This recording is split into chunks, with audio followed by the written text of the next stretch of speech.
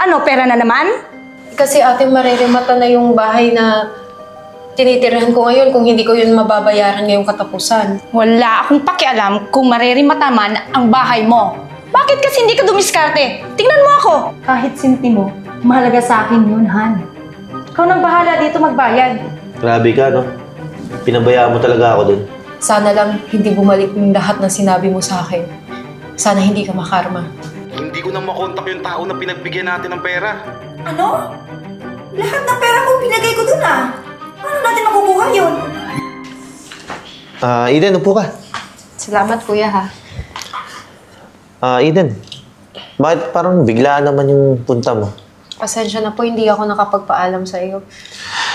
Di sana nakapaghanda kami ng ate mo. Alam ba ng ate mo na pupunta ka? Hindi po eh. Siya yung kailangan ko rin makausap ngayon. Ganun ba? Tawagin ko lang ha. Han!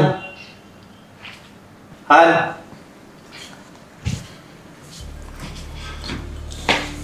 Oh, ba't andito ka? Anong ginagawa mo dito? Ate, may kailangan akong sabihin sa iyo, emergency eh. Ano na naman yun? Anong emergency? Nawalan kasi ako ng trabaho. Nawalan ka ng trabaho? Eh bakit ba? Ano bang ginawa mo? Eh kasi ate, nagtanggalan sa company. Hindi ko naman alam na kasama ako sa matatanggal. Eh ano ngayon? Wala akong pakialam kung natanggal ka man sa trabaho. Kaya nga nandito ako eh. Gusto kong humingi ng tulong sa'yo. Anong tulong? Ano, pera na naman?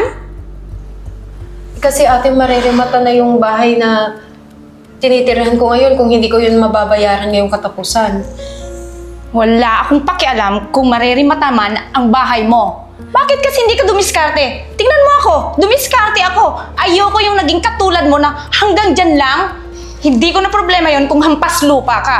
Tingnan mo ako, nagsimikap ako para marating ko ang buhay na ito. Ikaw? Ate naman, ngayon lang naman ako humingi ng tulong sa'yo, di ba? Tulong? Bakit? Tinulungan mo ba ako noon? May ambag ka ba sa buhay ko? Walang tumulong sa akin para maiangat ko ang buhay ko. Kaya ikaw, magsumikap ka din at tulungan mo ang sarili mo. Ate, matitiis mo ba ako? Kapatid mo ko. Kadugo mo ko. Tayo na lang dalawa. Wala na tayong ibang pamilya. Walang kadugo-dugo, walang kapakapatid pagdating sa pera. Dahil akin ang pera ko. Wala akong maibibigay sa'yo. Umalis ka na! Ate naman, parang awa na. Sige ate, kung hindi mo ako matutulungan, sana lang hindi bumalik yung lahat ng sinabi mo sa akin. Sana hindi ka makarma.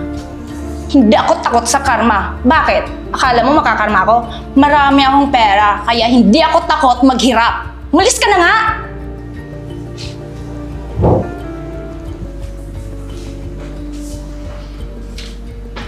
Han, grabe naman yung mga sinabi mo. Eh bakit? Parang di mo naman kapatid yun. Eh ano ngayon kung kapatid ko siya? Alam mo, hindi naman kita nakilalang ganyan ah. Nagsimula rin tayo sa wala. Eh ano ngayon? No ngayon, babaguhin ka ng pera?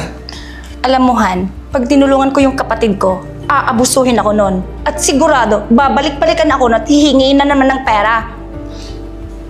Han, ngayon lang naman lumapit sa yung kapatid mo eh. At saka pera lang yan. Alam mo Han, kung hindi dahil sa pera, wala ka ngayon sa kinatatayuan mo. Ganun ba?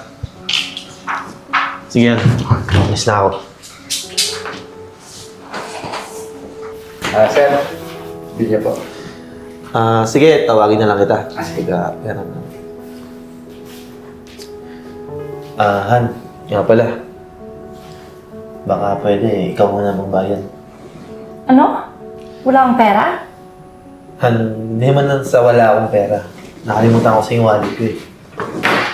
Nakalimutan mo yung wallet mo? Alis-alis ka na walang pera? Dapat i-check mo yan bago ka alis ng bahay. Tuwing nalabas naman tayo, ako yung nagbabayad eh. Ngayon lang naman kita pinagbabayad eh. Nakalimutan ko lang talaga. Wala akong pera dito, wala akong dalang pera. Dapat ikaw magbayad, ikaw ang lalaki. Anong ba ako? Asawa kita. Eh ano ngayon? Han, ngayon lang naman eh. Babayaran ko naman. Kahit sentimo, mahalaga sa akin yun, Han. Ikaw nang bahala dito magbayad. Ikita na lang tayo sa bahay.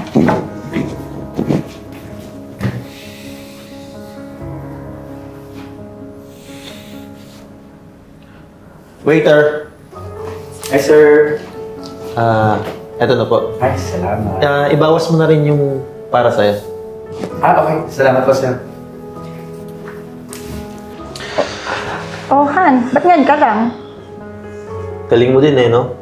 Matapos mo kong iwan sa restaurant, tatanong mo kung bakit ngayon lang ako. Abay, dapat lang. Ikaw ang lalaki, kaya ikaw magbabayad doon. Grabe ka, no? Pinabayaan mo talaga ako dun. Pala. Wala na rin pala akong trabaho. Nawalan ka ng trabaho? Paano ang bilis natin dito? Paano mga pangangailangan natin dito? Abay, huwag mo akong asahang maglalabas ng pera. Han, ngayon lang ako nawalan ng trabaho. Baka pwede naman. Ikaw muna magbayad. Han, kahit isang sintimo, hindi ako maglalabas ng pera. Ikaw ang asawa, ikaw ang lalaki, ikaw ang lahat ng gagastos dito sa bahay. Alam mo, ang laki ng pinagbago mo no? Abay, dapat lang kasi naghirap ako. Pinaghirapan ko. Bakit? Bakit? Ikaw lang ba yung naghirap? Dalawa naman tayo, di ba? Alam mo kung di mo babaguhin yung sarili mo, mas mabuti pa maghiwalay na lang tayo. Abay, hiwalay? Sinusubukan mo ba ako? Eh di maghiwalay. Wala ka naman palang kwentang tao eh.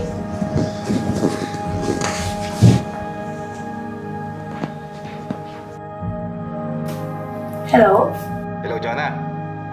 Oh, Lorenzo, ano patawag ka? May babalita sana ako sa'yo eh. Ano yun? Yung investment na pinasok natin, Oh, bakit yan? hindi ko na makontak yung tao na pinagbigyan natin ng pera. Ano? Lahat ng pera ko pinagay ko dun ah. Paano natin makukuha yun? Yun nga ang hindi ko alam eh. Lahat din ng pera ko, nilagay ko dun. Pero wala na. Nakita ko rin sa social media, ang dami naghahanap. Shucks naman oh. Paano ng bahay ko? Paano naman mga ipundar ko? Hindi ko na rin alam eh. Kasi ako ganun din eh. So, balitaan na lang kita kapag nakontak ko yung tao or may balita ako sa kanya. Ah, sige, sige, sige.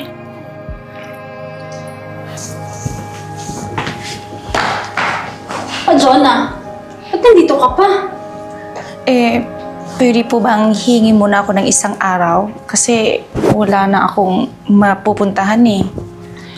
Di ba nag-usap na tayo? Kailangan mo na magbalot-balot. Akala ko nga wala ka na dito eh. Nakakaya naman sa bagong may-ari. Isang araw lang po. Kasi wala talaga akong mapupuntahan eh. Wala akong pakialam kung saan ka pumunta. Kahit isang oras di kita bibigyan. Di ba nasa kasulatan natin na kailangan umalis ka na ngayon? Kung wala kang pambayad, huwag ka magstay. Maghanap ka ng boarding house na mas mura. Doon ka sa barong. Ikaw, bahala ka sa buhay mo. Yung may-ari papunta na. Kayo mag-usap. Papayagan ka pang tumira dito. Oh, dito na pala yung may-ari eh. Alis na ako. Bahala ka makiusap dyan.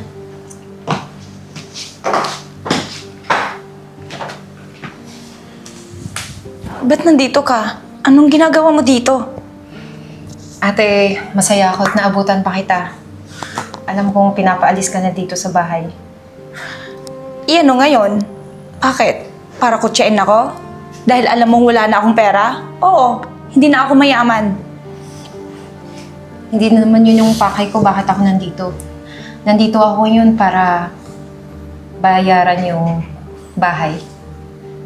Bakit? Mayaman ka na? May pera ka na? Hindi naman ako mayaman, ate. Tsaka, alam ko yung nararamdaman mo ngayon. Katulad nung naramdaman ko nung panahong humingi ako ng tulong sa'yo. Wala akong matutuluyan. Tsaka, ate, naaalala mo pa ba ang sabi ni nanay dati nung maliliit pa tayo? Na huwag natin papabayaan yung isa't isa. Na sino man yung naghihirap, kailangan tulungan, di ba? Nasabay tayong aangat. Kaya, nandito ako ngayon. Kasi mahal na mahal kita eh. Tsaka ate, hindi ko naman ito magagawa kung hindi dahil sa isang taong tumulong sa akin. may asawa ka na? Hindi, ate. Siya yung naging business partner ko. Andiyan na siya.